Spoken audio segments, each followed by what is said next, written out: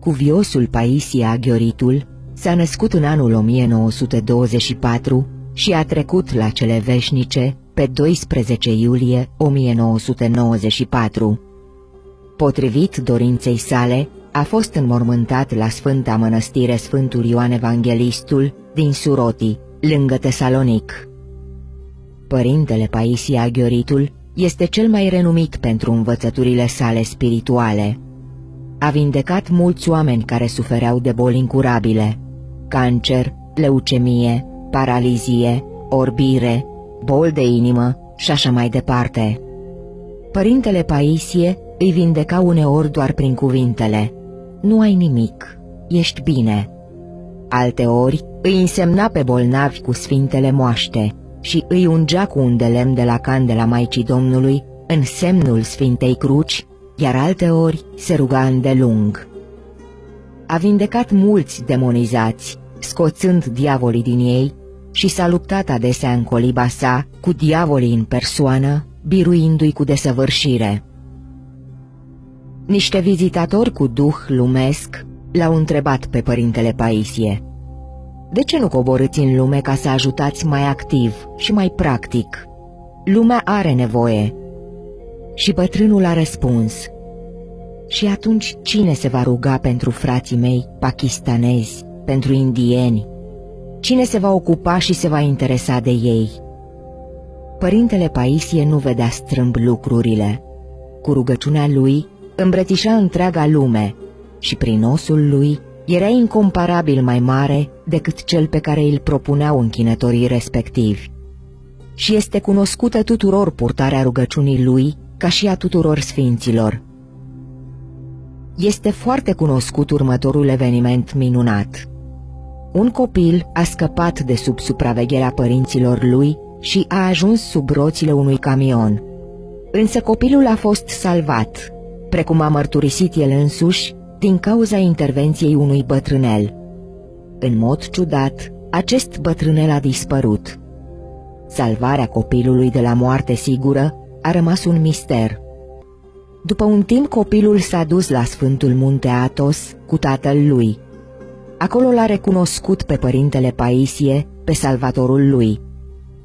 Părintele Paisie a obiectat că în acea vreme el se afla în Sfântul Munte. În fine, a întrebat de ora la care s-a petrecut întâmplarea și a recunoscut că la acea oră el se roagă pentru accidentele rutiere. Asemănătoare cu aceasta este și următoarea întâmplare. Părintele Paisie dedicase noaptea întreagă rugăciunii. Numai în zor se odihnea vreo 2 ore, ca să poată iubirea lui să răspundă lumii îndurerate care îl vizita. Noaptea se ruga foarte mult pentru tinerii care sunt necăjiți și mai ales pentru cei care își pierd nopțile în diverse centre de distracție și își pun viața în pericol. Întâmplările care arată că rugăciunile părintelui Paisie îi apără pe mulți de impasuri sunt foarte multe, dar el niciodată nu recunoștea că a făcut așa ceva. Una dintre aceste întâmplări o vom povesti aici ca un mic exemplu al marii lui iubiri. Un tânăr din Atena era un om de distracție. Nu avea absolut nicio legătură cu biserica și cu religia. Odată, pe la ora 3 noaptea, gonea cu motocicleta lui cu viteză amețitoare și urca pe strada Cavala, îndreptându-se de la Atena spre Dafni. Pe când gonea amețitor, dintr-o dată vede în fața lui un bătrân monah. S-a zăpăcit și, luând piciorul de pe accelerație, a redus viteza apăsând și frâna. Imediat bătrânul a dispărut din fața ochilor lui în mod misterios, exact așa cum apăruse. În aceeași clipă însă s-a întâmplat ceva care i-a tăiat respirația. În locul unde apăruse bătrânul monah, din dreapta, a trecut un camion de mare tonaj, nerespectând culoarea roșie a semaforului și trecând cu viteză foarte mare. Dacă nu s-ar fi petrecut înainte apariția bătrânului monah, tânărul ar fi fost deja mort, pentru că ar fi trecut peste el camionul. Tremurând, și-a continuat drumul, în vreme ce inima lui s-a umplut de gânduri de nedumerire și de mirare pentru inexplicabila întâmplare. După mult timp, niște prieteni de-ai lui l-au rugat să meargă cu ei în Sfântul Munte ca să vadă un stareț care, după cum spuneau aceștia, a făcut minuni. Au venit deci la Sfântul Munte, iar când au ajuns în Panaguda, chilia părintelui Paisie, tânărul a rămas mut de uimire. În fața lui l-a văzut clar pe bătrânul monah, care cu apariția lui misterioasă îi salvase viața.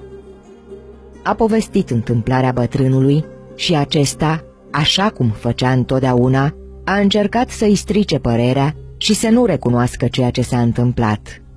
Adică a încercat să-l facă pe tânăr să nu creadă nici el însuși că bătrânul Paisie fusese cel care îi se arătase. Dar acesta era ferm convins și nu putea să nege ceea ce văzuse cu proprii lui ochi. S-a minunat însă în același timp de smerenia bătrânului, care pentru nimic în lume nu a vrut să recunoască adevărul.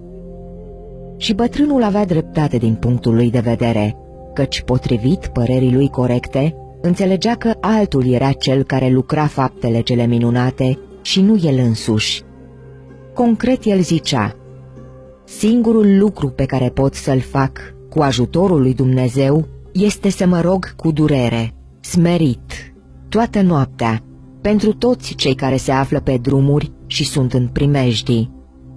Bunul Dumnezeu așadar încearcă să găsească motiv ca să-i salveze pe copiii lui cei neastâmpărați și neascultători și ia ca pretext rugăciunea mea proprie și acționează el însuși. Însă Domnul, pentru că este smerenia în sine, nu vrea să se arate, ci considerând drept cauză rugăciunea mea, pune îngeri cu înfățișarea mea să acționeze și astfel eu dau de bucluc. Părintele Hristu Tantalis din Tesalonic, tata a 9 copii, povestește: câțiva dintre copiii mei se jucau pe terasa blocului. La un moment dat, au început să sară peste gaura de aerisire a blocului. Unul din copiii mei, un băiețel de 6 ani, care încă nu vorbea bine, a vrut și el să sară, dar nu a ajuns de cealaltă parte, ci a căzut în gol de la etajul al 3-lea. Copiii s-au înfricoșat și au venit la mine să-mi spună ce s-a întâmplat. Atunci am alergat jos cu sufletul la gură ca să văd ce s-a întâmplat cu copilul, dar am rămas uimit când l-am văzut venind spre mine, galben de frică. L-am dus la spital, dar medicii, după ce l-au consultat, mi-au spus că nu are nici chiar cea mai mică rană. Am înțeles că este vorba de o minune și m-am gândit că icoana făcătoare de minune a Maicii Domnului l-a izbăvit pe copil. L-am dus așadar înaintea icoanei ei și l-am întrebat: ea te-a păzit? Copilul însă a răspuns nu. Apoi m-a dus la fotografia părintelui Paisie, care era acolo, alături, și mi l-a arătat cu degetul ca și cum mi-ar fi spus că acesta m-a ținut. Ecaterina Patera povestește: medicii mi-au dat un medicament pentru osteoporoză, din pricina căruia am slăbit 10 kg în câteva zile. Nu mă simțeam bine, eram istovită. Într-o seară, înainte de a mă culca, am privit fotografia părintelui Paisie și i-am spus: părinte, nu mă simt bine. După ce am adormit, starețul mi-a apărut în somn și mi-a spus: am venit pentru că m-ai chemat, să citești bine rețeta pe care ți-a dat-o medicul. Apoi a dispărut. Atunci am sărit din pat și când am citit rețeta, am văzut că medicamentul era pentru obezitate. Dacă aș fi continuat să-l iau, aș fi murit. Starețul este lângă noi, dar nu-l vedem. Cuviosul Paisie Aghioritul, uneori cu harul lui Dumnezeu, cunoștea cine erau oamenii care veneau la el să-l viziteze, cum îi cheamă pe fiecare, dispoziția lor, starea lor duhovnicească, locul de obârșie, trecutul lor, ce gândeau, ce servici aveau, ce probleme îi preocupau. Cunoștea toate acestea înainte ca aceștia să-i spună ceva. De asemenea, smeritul monah Paisie Aghioritul cunoștea inima fiecărui om mult mai adânc și mult mai curat decât cunoștea omul despre sine însuși. Cuviosul Paisie Aghioritul avea propriul său televizor duhovnicesc și vedea chiar și o persoană care era departe de el. O vedea ce face, ce gândește și cum se simte. Cunoștea de asemenea ce scrie într-o scrisoare pe care i-o trimiteau și dădea răspunsul fără să o citească. La fel de bine cunoștea și ce conține un pachet fără să-l deschidă. Cuviosul Paisie Aghioritul cunoștea în fiecare situație care era voia lui Dumnezeu, precum și dacă trebuia să o arate sau nu. Cunoștea care era soluția cea mai bună și mai corectă în fiecare situație, chiar și pentru subiectele științifice, cu toate că nu terminase decât primele 4 clase primare. Așa cum soarele alungă ceața și încălzește, tot astfel și cuviosul Paisie, prin harisma mângâierii, alunga mâhnirea și mângâia pe orice suflet chinuit care se apropia de el. Mulți veneau la părintele Paisie mâhniți și plecau ușurați sufletește. Chiar și numai dacă îl vedea cineva, primea putere și bucurie. Lua toată durerea și mâhnirea oamenilor și punea în loc bucurie și mângâiere. Mergeau la smeritul părinte mulți monahi chinuiți de gânduri și ispite, dar după o scurtă discuție cu el se simțeau ușurați, parcă le-ar fi crescut aripi și plecau zburând. Schimbarea tuturor celor care mergeau la părintele Paisie Aghioritul era atât de vădită încât toți observau lucrul acesta și îl întrebau: „Nu cumva ai mers la părintele Paisie?” Uneori, înaintea părintelui Paisie Aghioritul, stihiile naturii se plecau, dar și el acționa, depășind și anulând legile naturale. Uneori nu era udat de ploaie. Deși în jurul său ploua, pe el nu-l atingea nicio picătură. Când cuviosul voia, se făcea nevăzut. Deși se aflau oameni în jurul său, nu îl vedeau. De multe ori, în vremea rugăciunii, se ridica în văzduh și cu trupul. Chiar și atunci când lucra sau mergea, a fost văzut că nu călca pe pământ. Era ridicat de la pământ cam la vreo 30 de centimetri. Părintele Paisie Aghioritul a fost un om de rugăciune și astfel un mare teolog.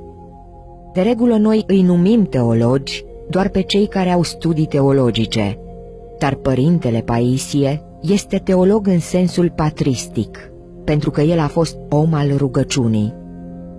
Părintele Paisie a fost un om simplu, dar în același timp un om harismatic, un om care a adunat în el chipul apostolului, al teologului, al omului duhovnicesc și a adunat în el chipul părintelui.